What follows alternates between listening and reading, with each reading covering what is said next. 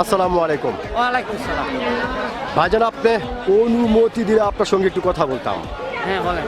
অসংখ্য ধন্যবাদ ভাইজান আপনাকে যে আপনি কথা বলার সুযোগ করে দিলেন। তো ভাইজান, সর্বপ্রথমে জানতে চাচ্ছি আপনি কেমন আছেন? হ্যাঁ জি, কেমন আছেন? আলহামদুলিল্লাহ। যাক, আল্লাহ পাক আপনাকে ভালো রেখেছে। তো ভাইজান, আপনার নামটা জানতে পারি? আমার নাম হারুন পাগলা।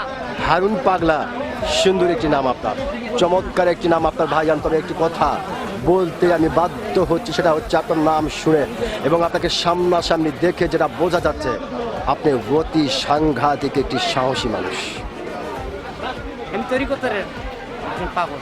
সত্যি ভাইজান, আপনি যে একজন সাহসী মানুষ এটা কিন্তু আপনাকে দেখেই বোঝা যাচ্ছে।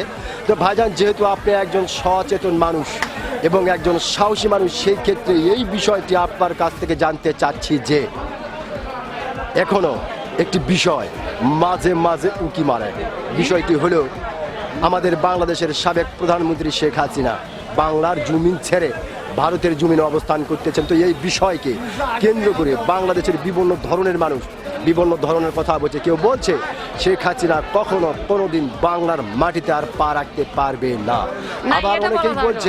আবার অনেকেই বলছে না, শেখ হাসিনা আসবে অচিরেই বাংলার মাটিতে বীরের বেশে। তো ভাইজান, আপনি একজন সচেতন মানুষ হিসেবে বাংলার মাটিতে জন্ম হচ্ছে, দোষ অপরাধ থাকতেই বা বাংলার মাটিতে আবার 2 দিন পরে হোক আর আগে হোক আসবেই। এবং উনি যদি আইনগততে যদি অপরাধ করে থাকে তার বিচার হবে, আর যদি আইনগততে যদি অপরাধ না করে থাকে তার কোনো বিচার নাই। যে আইনের ঊর্ধ্বে তার কেউ নয়। না, আমরা সবাই আইনের আওতায় থাকি। হ্যাঁ, জি। সত্যি ভাইজান, আপনি যে সত্যি একজন সাহসী মানুষ, আপনি কিন্তু আপনার সাহসিকতার পরিচয় দিয়েছেন।